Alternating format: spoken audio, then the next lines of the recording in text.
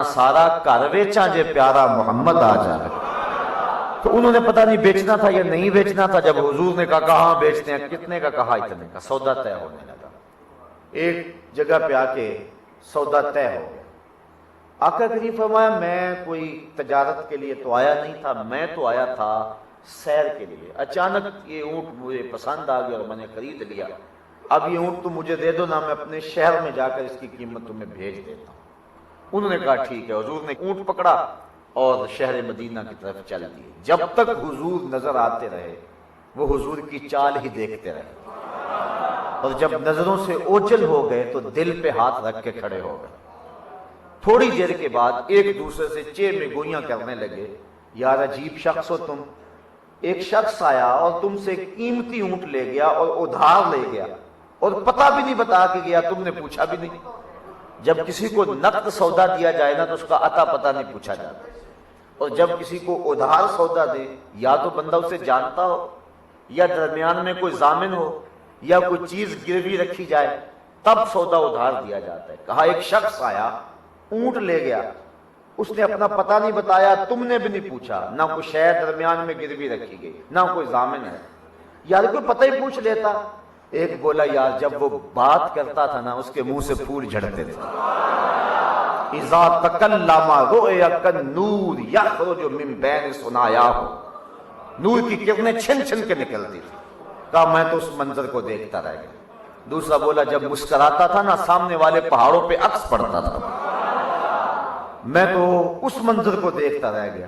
تیسرا بولا یار میں تو اس کی آنکھیں ہی دیکھتا رہ گیا، کیا خوب سجن دیاں اکھیاں نے، جویں بھر کے سرائیاں رکھیاں نے، تو اجے میرا یار نہیں ڈٹھا، جنوں ویکھ کے چن شرماوے، ادھی راتی دن چڑھ جاوے، جیو رخ تو نقاب اٹھاوے، تے جیو نکلے سیر کرن نوں سارا گلشن سیس نواوے، اتے دھرتی لف لف جاوے، جے ہاتھ پھلاں وچ رکھدا ہاتھ پھلاں تو ود جاوے، نین نشیلے مست رسیلے وچ سونا کجل سہاوے، اکھ اگڑے تے انج پیا جاپے جویں میں خانہ کھل جاوے، تے جے او کھولے پیچ زلف دے اتے راہی راہ پل جاوے، بجلی ڈردی لشک نہ مارے متا بے ادبی ہو جاوے، علم خدا نے اینا دتا عقلاں وچ نہ آوے، عقل خدا نے اینی دتی علماں وچ نہ آوے، کی اعجاز نظر وچ او دی جو آوے وک جاوے،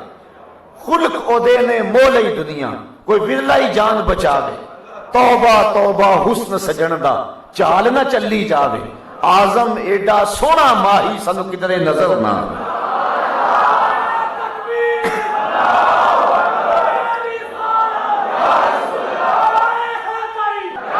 کہا جو بھی ہوا تم اس کے حسن میں کھو گئے، اور وہ تم سے تمہارا قیمتی اونٹ اپنے حسن کا جادو جگا کے تم سے اونٹ ہتھیا کے لے گیا۔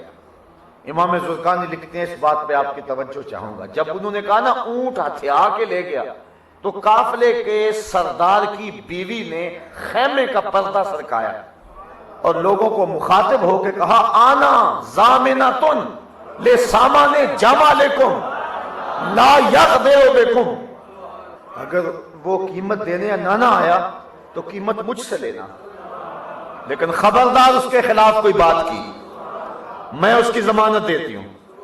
لوگوں نے کہا تو اسے جانتی ہے جو ضمانت دے رہی ہے؟ کہا واللہ میں بھی نہیں جانتی۔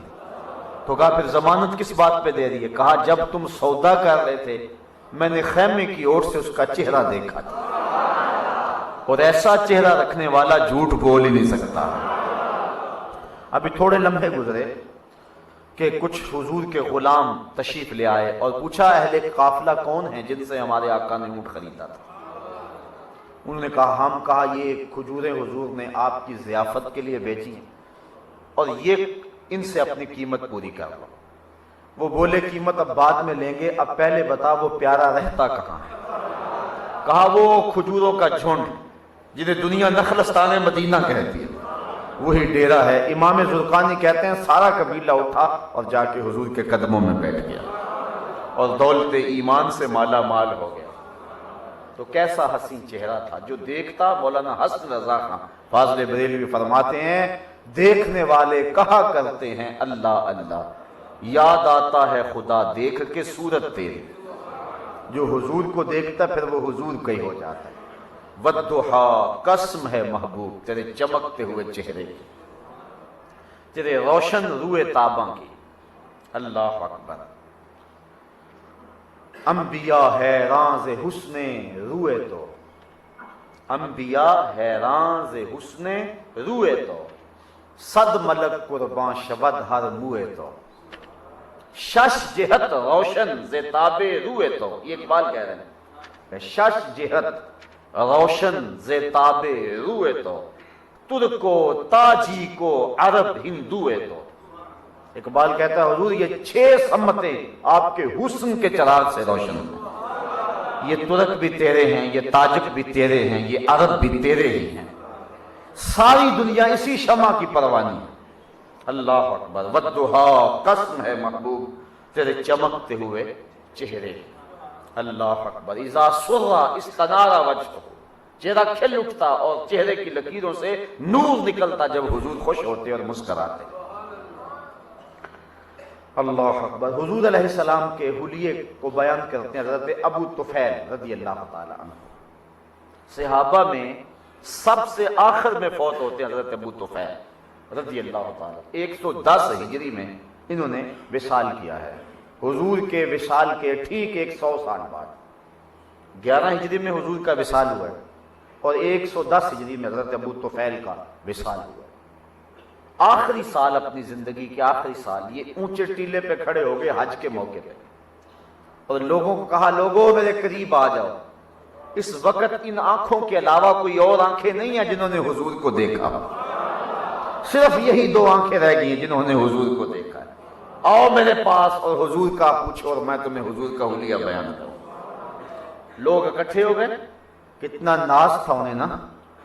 وہ ذوق نے کہا تھا اپنے شاگردوں سے ایک دن کہ آنے والی صدیاں تم پہ ناز کریں گی اے لوگو، تم نے ذوق کو دیکھا، تم نے ذوق سے باتیں کی ہیں، کہ زمانہ کہے گا یہ لوگ ہیں جنہوں نے استاد ذوق کو دیکھا ہے، تو جنہوں نے ذوق کو دیکھا ہے زمانہ ان پہ ناز کرتا ہے، اور جن آنکھوں نے آمنہ کے لال کو دیکھا تو وہ کتنی خوش نصیب آنکھیں ہیں، کتنے فیروز بخت ہیں وہ لوگ۔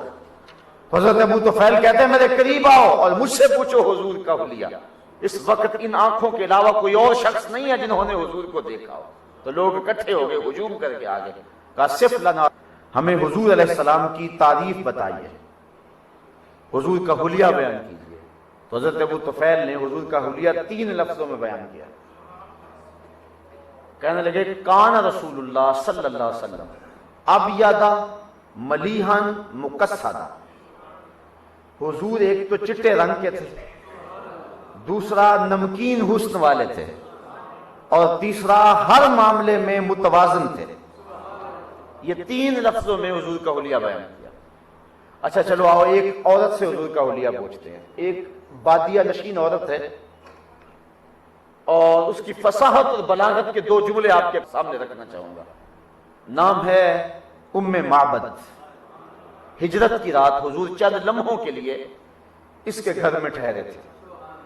حضرت نبی رحمت اور حضرت صدیق اکبر رضی اللہ تعالی عنہ راستے میں جب بھوک کی شدت ہوئی تو اس کی کچی کلی راستے میں نظر آئی نا، تو رک کر کے مدینہ شریف کے قریب ہی کہا کہ تو ہماری ضیافت نہیں کرتی؟ اس نے کہا کہ میرے پاس اس وقت بدقسمتی سے کچھ نہیں، ورنہ ایک عرب خاتون ہوں اور مہمان نوازی تو ہماری گٹی میں رکھی ہوئی ہے۔